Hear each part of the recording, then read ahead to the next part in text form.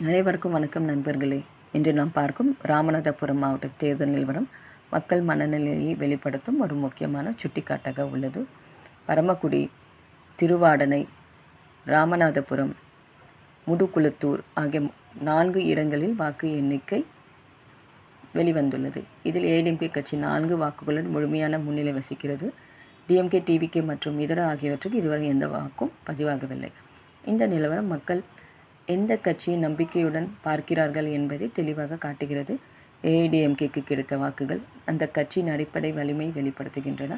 மற்ற கட்சிகளுக்கும் வாக்குகள் இல்லாத பகுதியில் அவர்களின் ஆதரவு குறைவாக இருப்பது உணர்த்துகிறது. நண்பர்களே, தேர்தல் என்பது வெறும் எண்கள் அல்ல, அது மக்களின் எதிர்காலம் குறித்த நம்பிக்கை வெளிப்படுத்தும் ஒரு குரல்.